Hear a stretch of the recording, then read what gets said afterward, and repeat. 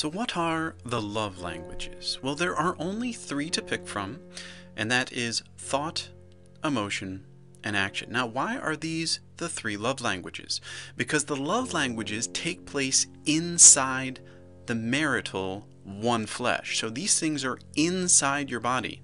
And the creation of thoughts, emotions, and actions are the three languages that we have that take place inside the body. And as a marriage couple comes together, their minds, their hearts, and their bodies become fused into one flesh. And inside that one flesh, that's where the love languages are.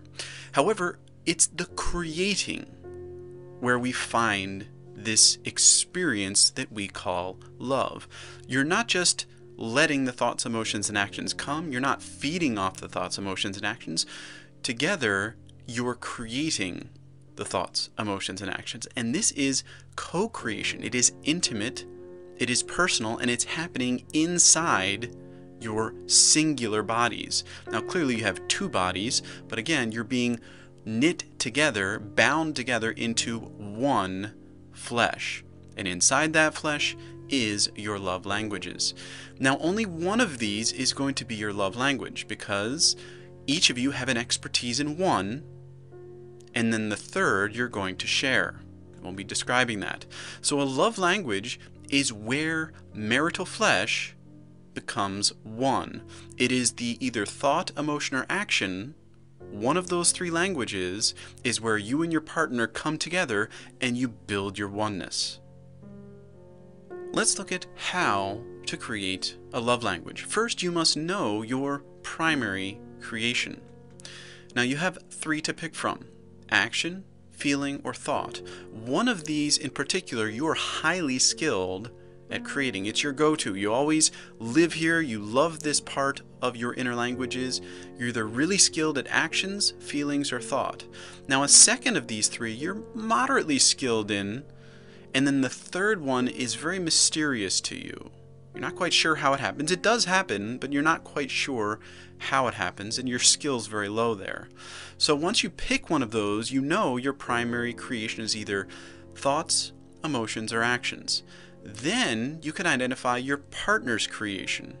Now, human beings were created to subdue, fill, and rule the earth. We do that by subduing through actions as a warrior, filling through emotions as a wizard, or ruling through thoughts as a will-typed individual. So you can pick. If you're action-oriented, really skilled at actions, you're probably going to be looking for someone who's really skilled at creating feelings, a feeling wizard. But maybe feelings you're fairly skilled at. It's not your primary, but you're skilled at it. So maybe you're looking at a ruler who can create thoughts. But maybe you're not even a warrior to begin with. You don't create actions very well. Maybe you're a wizard where you can create feelings very well. Well, then you'd be looking for either an action-oriented warrior or a thought-oriented ruler. But maybe you're not a warrior or a wizard. Maybe you're a will. Then again, you'd be looking for an action-oriented warrior or a feeling-oriented wizard. So you each then have a primary language that you're very skilled at creating. It gives an equality within the marriage partnership. One of you acts, one of you feels, or one of you thinks and one of you feels. Then you can understand, once you know your primary creation and your partner's, which is both your greatest skill, then you understand your shared creation. And here's your love language. If you're an action-oriented warrior and your partner is a feeling-oriented wizard, your love language is thought. You come together in the mind and you create images together. Very intimate, powerful images. That's where you bind yourselves together.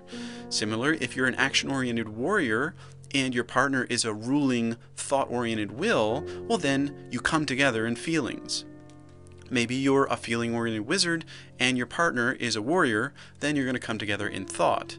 If you're a wizard that has a ruler as a partner, then you're going to come together and create actions. And similarly for the will. So you can see that you each have your primary language, your primary creation, where you're very skilled at, and then you come together where you both have moderate skill, but it's not your primary, and that's where you bind your relationship together. That's where the one flesh gets built as you bind yourselves together on the shared creation. So oneness grows through your love language, and it spreads out from that shared creation. So why then are you creating this? Why even come together and do this? Well, first, and most importantly, is because you want to. You're a creator. You have the desire to create. And the most effective way to create as a human being is to have powerful thoughts, emotions, and actions. And it's really nice when you have a partner that perfectly complements you, as has been described here. Because then you can subdue, fill, and rule creation. Subdue through actions, fill through feelings, and rule through thoughts. You can do all as a team. A marital team, you can do all three very well. And this is very attractive to us because this is why God designed us, to subdue, fill, and rule creation. That's what he laid out, was the human prerogative in the Garden of Eden. But you also want to create a show. Subduing, filling, and ruling is nice, but you need something to aim for. It has to be for a purpose.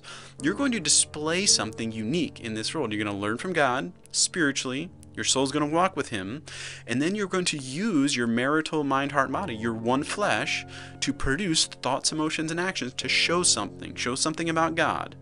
You're not going to show God, you're going to show your interpretation of God.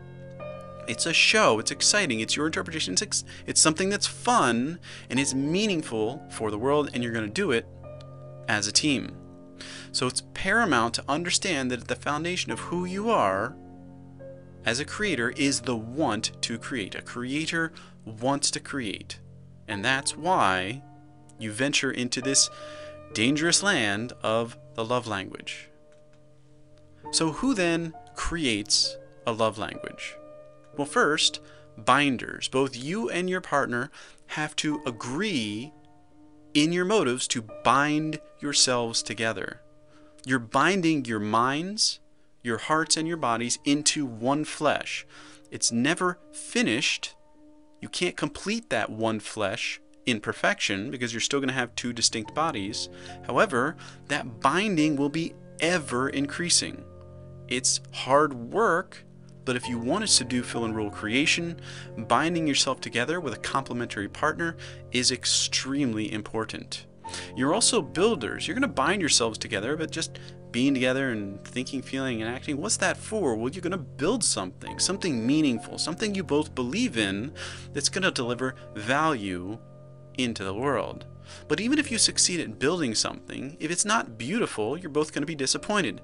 So you need to be beautifiers. You want to bind yourselves together to build something that's truly beautiful, that's a glorious show, that the world stops and looks and wonders at who are these people? Why have they done this? What is this creation? They want to know, they want to study, because it's so beautiful. Marriage is to be a creative engine for the production of a unique display of art.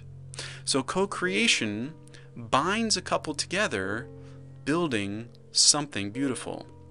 And the love language that you have, this shared creation of either thought, emotion, and action, wherever you come together and build that love language, that's the core of your oneness. You build your oneness through that love language, and you put forth something beautiful before the world.